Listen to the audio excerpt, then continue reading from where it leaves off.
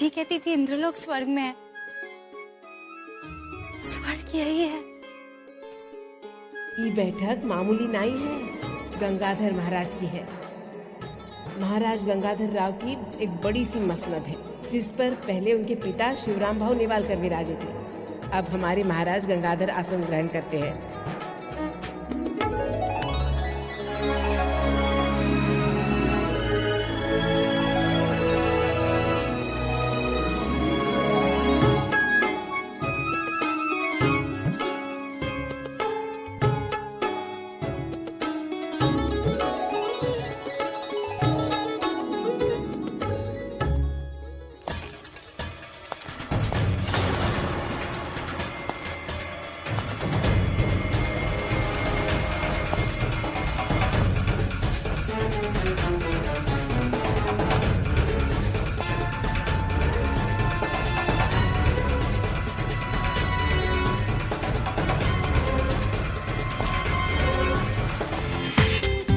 पूरा एपिसोड देखिए ZEE5 पर।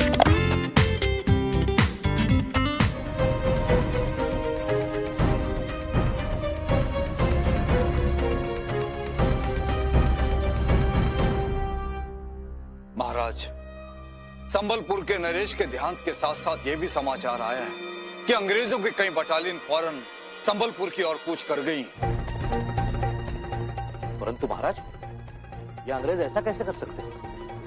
संबलपुर नरेश ने तो दत्तक पुत्र की घोषणा तो पिछले वर्ष। नहीं मोरोपंत जी, इन लालची अंग्रेजों ने हिंदुस्तानी राज्य को हड़पने के लिए अपहरण नीति अपनाई, जिसका कानूनी नाम उन्होंने डॉक्ट्रिन ऑफ लैप्स रखा है।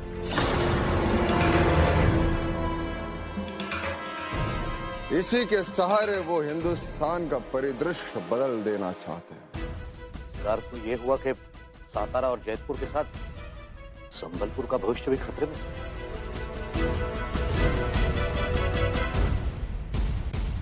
महाराज, क्षमा चाहता, परंतु संबलपुर के उत्तराधिकारी रघुनाथ, दलोजी कभी दत्तक पुत्र स्वीकार नहीं करेंगे।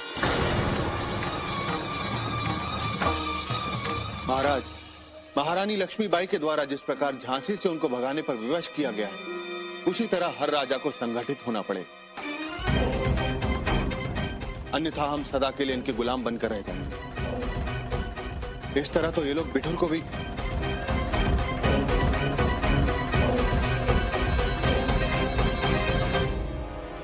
नहीं नाना बाबू, आप चिंता मत कीजिए।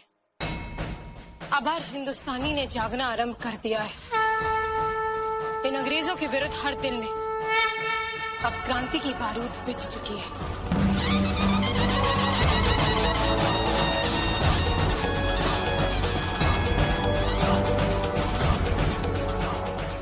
जब रावण का अहंकार नहीं टिका, तो ये अंग्रेज क्या चीज है।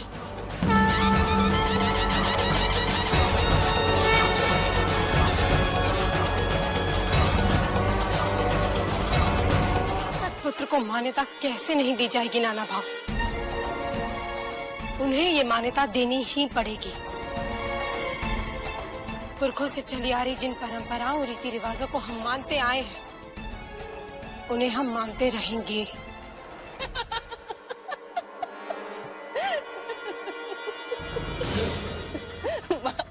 महारानी साहिबा, नाना साहब और संबलपुर की चिंता कि प्राय हमें हमारी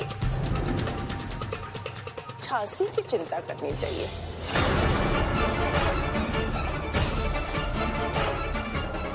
उसके हित पर ध्यान देना चाहिए। वाहिनी साहब, आपको जो भी कहना है स्पष्ट कहें। महाराज, हम ये कहना चाहते हैं कि अब हमारी झांसी की बारी है।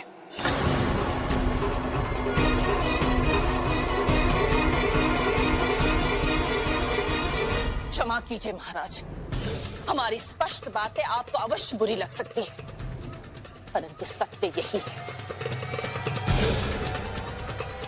यदि शीघ्र ही झांसी को उत्तराधिकारी नहीं मिला तो वो यहाँ भी वही करेंगे जो सतारा और संबलपुर में किया है।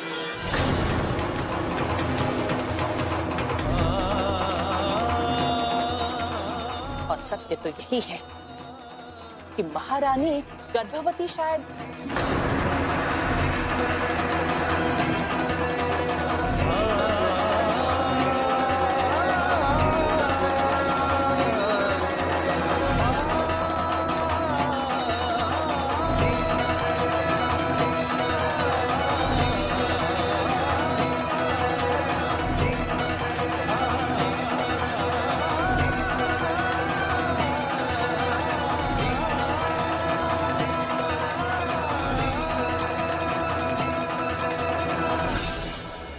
संभलपुर की घटना का झांसी पर कोई परिणाम नहीं होगा वही साहब।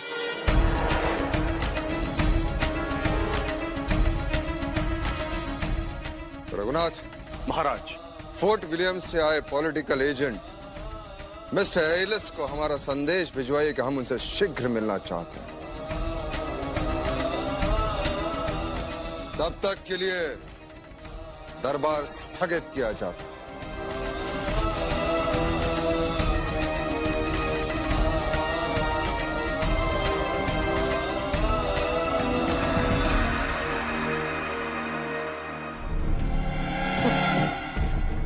आप तो दरबार में थे ही नहीं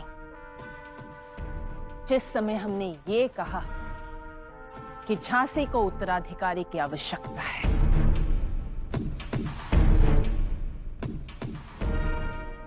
उस समय आपकी हर एक्सलेंसी का चेहरा देखने लगा था,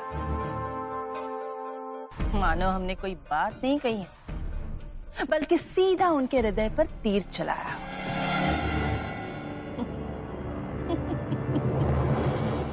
हंसते से आपके झांसी का सिंहासन नहीं मिलने वाला, योर एक्सीलेंसी।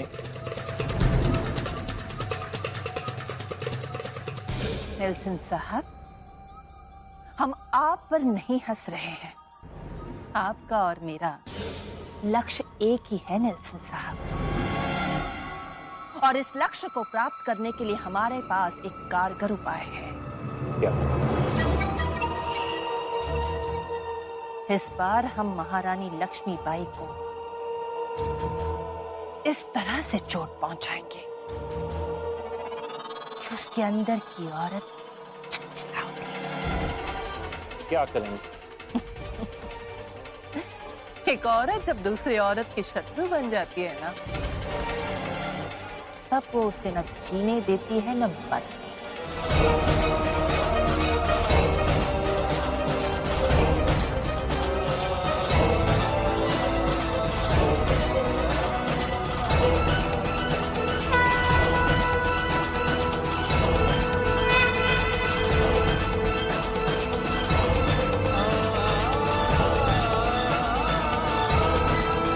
चुप क्यों?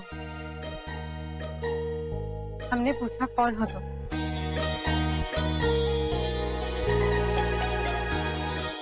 और हमारे मलकम पर क्या कर रही थी?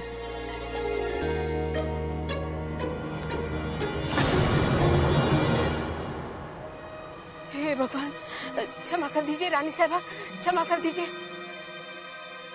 ये मूर्ख हमारी नातिन गंगा है, क्षमा कर दीजिए। कैसी है तू? हम तो का बाहर के वास्ते कह के आए थे ना। तो महारानी साहबा, इसे अपने कर्म का दंड दीजिए। महारानी साहबा, अपने कर्म का दंड दीजिए। नहीं दाइमा,